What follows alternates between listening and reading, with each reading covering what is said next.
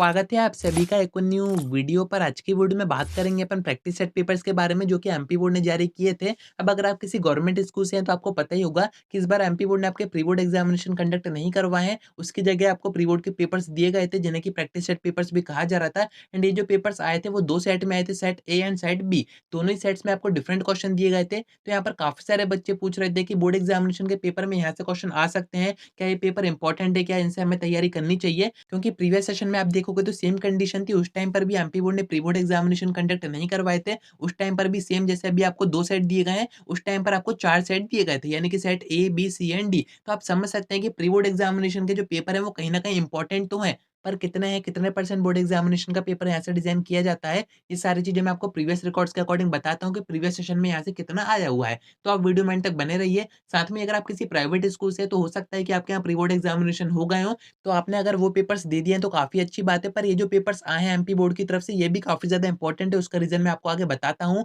नए हैं तो सब्सक्राइब ज़रूर से कर दीजिएगा, नोटिफिकेशन आइकन ऑन करके रखिएगा। एमपी बोर्ड एग्जामिनेशन से जुड़ी ऐसी इन्फॉर्मेटिव वीडियोज़ मैं आपको यहाँ पर देता रहूँगा। अब देखिए, अगर आप एमपी बोर्ड एग्जामिनेशन में बैठ रहे हो तो ये मैटर नहीं करता है कि आप प्राइवेट स्कूल से हो या फिर गवर्नमेंट स्कूल से हो, क्योंकि आप दोनों के ही पेपर सेम आएँगे, एमपी बोर्ड की तरफ से बन के आएँगे। एंड ऐसे ही आपके जो प्री बोर्ड के प्रैक्टिस सेट पेपर आए हैं, वो भी एमपी बोर्ड की तरफ से ही बन के आए हैं। 2-2 सेट आपको दिए गए हैं एंड ऐसे ही सेट आपके बोर्ड एग्जामिनेशन के पेपर में आएँगे। बोर्ड एग्जामिनेशन के पेपर के सेट में यहाँ पर थोड़ा-सा कन्फ्यूजन है। अगर आपको थोड़ी बहुत भी दिक्कत है, तो आई बटन में आपको ये वीडियो दे रहा हूँ। इसमें मैंने आपको अच्छे से समझा दिया था, आप चाहें तो वीडियो देख सकते हैं। अब देखिए, इस बार एमपी बोर्ड ने आपके सिर्फ 2 ही सेट पेपर जारी किए हैं, जबकि प्रीवियस सेशन में आप देखते हैं तो 4 सेट एमपी बोर्ड ने जारी किए थे, set A, B, C and D. And उन 4 सेट में से अगर आप पेपर में देखें बोर्ड एग्जामिनेशन के, तो काफ़ी सारे क्वेश्चन आए हुए थे। यानी कि आप ये मान सकते हैं कि ये जो प्री बोर्ड के प्रैक्टिस सेट पेपर आए हैं, ये काफ़ी ज़्यादा इंपॉर्टेंट है। क्योंकि एक मोटिव एमपी बोर्ड का मैंने आपको हमेशा से बताया है कि एमपी बोर्ड को अपने बोर्ड एग्जामिनेशन का जो रिजल्ट है वो इंप्रूव करना है। हर बार का आप रिजल्ट देखेंगे बोर्ड एग्जामिनेशन का, तो जो पासिंग परसेंटेज है बच्चों का वो कम होता जा रहा है। तो एमपी बोर्ड यही चाह रहा है कि हम बच्चों को कुछ ऐसा प्रोवाइड कर दें जिसको पढ़ के वो पास तो हो ही जाए।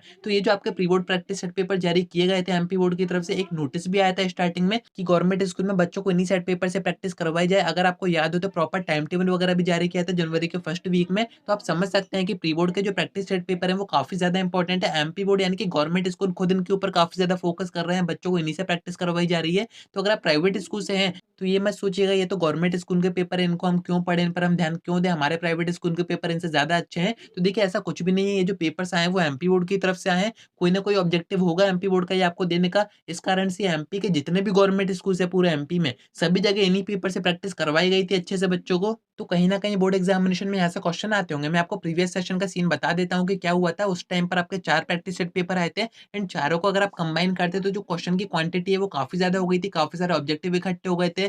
2 मार्क्स के क्वेश्चन हो गए थे, 3 मार्क्स के हो गए थे, 4 मार्क्स के हो गए थे। ऐसी एक पूरी क्वेश्चन बैंक ही बन गई थी उन्हीं 4 सेट पेपर से। तो उसमें से अगर आप बोर्ड एग्जामिनेशन के पेपर में देखते, तो इतना तो आ ही गया था कि बच्चे पास आराम से हो ही जाएँ। साथ में वो 75 परसेंटेज से भी ऊपर स्कोर कर सकते थे बड़े ही आराम से। अगर वो पूरे सेट पेपर से प्रैक्टिस करते, पूरे क्वेश्चन उनसे बन जाते, तो आराम से उनके 75 परसेंटेज आ जाते। एंड सिर्फ 75 परसेंटेज पर ही आपके मामा जी ने बच्चों को 25,000 रुपए बाँट दिए थे। तो आप समझ सकते हैं कि कहीं न कहीं तो इम्पोर्टेंट है। क्योंकि 60%, 70%, 75 परसेंटेज तो आपके प्रीवियस सेशन में ही फँस गया था। उस टाइम पर 4 सेट पेपर दिए गए थे, तो इतनी ज़्यादा क्वांटिटी आपकी आ गई थी। यानी कि 75 परसेंटेज तक क्वेश्चन रिपीट हुए थे कुछ सब्जेक्ट में। पर इस बार आपके 2 प्रैक्टिस सेट पेपर आए हैं, तो इनमें से कितना आ सकता है वो मैं आपको बता देता हूँ। 10th और 12th दोनों में ही एमपी बोर्ड ने आपको सभी सब्जेक्ट के 2-2 सेट पेपर दिए हैं। अब अगर आप किसी एक सब्जेक्ट का सेट पेपर देखोगे, यानी कि सेट ए देखोगे या फिर सेट बी देखोगे, तो उसमें आपको जो पैटर्न दिया गया है वो पूरा बोर्ड एग्जामिनेशन का दिया गया है। स्टार्टिंग में आपका ऑब्जेक्टिव रहेंगे, उसके बाद आपके 2 नंबर के क्वेश्चन आएँगे, फिर 3 नंबर के आएँगे, फिर 4 नंबर के आएँगे। एंड सभी क्वेश्चन में आपको और में भी क्वेश्चन दिए रहते हैं। यानी कि एक ही क्वेश्चन में आपको 2 क्वेश्चन दिए होते हैं, और करके 2 नंबर के क्वेश्चन हो, 3 नंबर के हो, 4 नंबर के हो, सभी में आपको और में एक ऑप्शन दिया जाता है।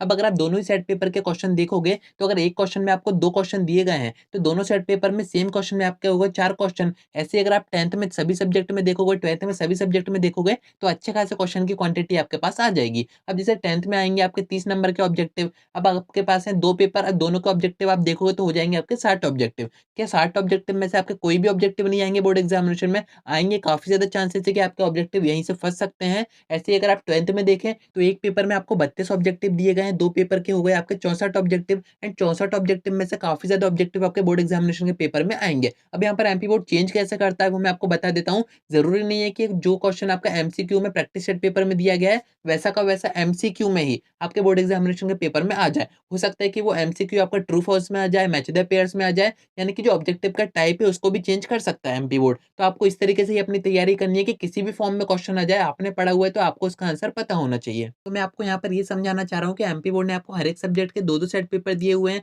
एक सेट पेपर में आप देखोगे तो 23 क्वेश्चन दिए गए हैं, दूसरे सेट पेपर में आपको डिफरेंट 23 क्वेश्चन दिए गए हैं। ऑब्जेक्टिव को अगर हम छोड़ दें, तो हर एक क्वेश्चन में आपको और में भी क्वेश्चन दिए गए हैं। तो आपको इन सेट पेपर्स को ऐसे प्रैक्टिस करना है कि जो और में क्वेश्चन दिया हुआ है उसको भी आपको पढ़ना है। ऐसी तैयारी हमें नहीं करनी है जैसे कि हम पेपर में करते हैं। पेपर में तो हम दोनों में से कोई एक ही करते हैं जो हमें अच्छे से आता हो, पर अभी आप क्या कर रहे हो, प्रैक्टिस कर रहे हो। कोई भी क्वेश्चन आपको नहीं छोड़ने हैं, प्रैक्टिस सेट पेपर में आपको जितने क्वेश्चन और में भी दिए गए हैं, उनको भी आप देखिए। अगर आपके पास आंसर नहीं है तो नेट पे सर्च कीजिए, कहीं न कहीं से थोड़ा बहुत उनके बारे में पढ़ के जाइए। क्योंकि बोर्ड एग्जामिनेशन के पेपर में आपको यहाँ से काफ़ी ज़्यादा क्वेश्चन दिखेंगे, क्योंकि प्रीवियस सेशन का मैंने आपको बता ही दिया है कि 70%, 75% एंड कुछ सब्जेक्ट में तो 80% बोर्ड एग्जामिनेशन का पेपर प्री बोर्ड से ही बनाया गया था। तो आप समझ सकते हैं कि इंपॉर्टेंट है। अब आप ये कहोगे कि उस टाइम पर तो 4 सेट आए हुए थे, तो हो सकता है कि इतना ज़्यादा परसेंट बोर्ड एग्जामिनेशन में पूछा गया हो, पर आपके अभी भी 2 सेट आए हुए हैं, उतना नहीं पूछा जाए तो आधा तो पूछा जाएगा। अगर आपका 75% 70% नहीं भी पूछा जा रहा है, 50% तो पूछा जाएगा, यहाँ से 60% पूछा जाएगा। एंड एमपी बोर्ड का मैंने आपको मेन एम बता ही दिया है कि प्रैक्टिस सेट पेपर आपको क्यों दिए गए हैं। रिजल्ट इंप्रूव करना है एमपी बोर्ड को हर एक बच्चे का। वो ये चाह रहा है कि हर एक बच्चा इनको पढ़ के पास तो हो ही जाए। बाकी अगर आप चाह रहे हैं कि मेरिट में आए, हाई परसेंटेज आपके बने, तो फिर आपको एक्स्ट्रा चीज़ें भी कवर करनी पड़ेंगी, पूरी एनसीईआरटी आपकी कवर होनी चाहिए। पर जिन बच्चों ने पढ़ाई नहीं करी है, जिनसे पढ़ाई नहीं होती है, उनको मैं यही एडवाइस दूँगा कि ये जो प्री बोर्ड के प्रैक्टिस सेट पेपर आए हैं, इनको छोड़ के मत जाइएगा। ये काफ़ी ज़्यादा इंपॉर्टेंट है, यहाँ से काफ़ी ज़्यादा क्वेश्चन आपके बोर्ड एग्जामिनेशन में पूछे जाएँगे। इनको आप कहीं से भी करके तैयार कीजिए, क्योंकि अब आपके पास काफ़ी कम टाइम बचा हुआ है। पूरा सिलेबस आप करोगे तो काफ़ी ज़्यादा कन्फ्यूज़ हो जाओगे एंड अब चीज़ें समझने का टाइम नहीं है। आप कोशिश कीजिए कि आप याद रखें या फिर रटने की कोशिश कीजिए, सीधी बात। एंड अगर आपकी किस्मत अच्छी रही तो मैक्सिमम बोर्ड एग्जामिनेशन का पेपर आपका यहीं से डिज़ाइन हो सकता है। कुछ गवर्नमेंट टीचर्स की तरफ से ऐसी इन्फॉर्मेशन दी जा रही थी, मैंने आपको बता दी है।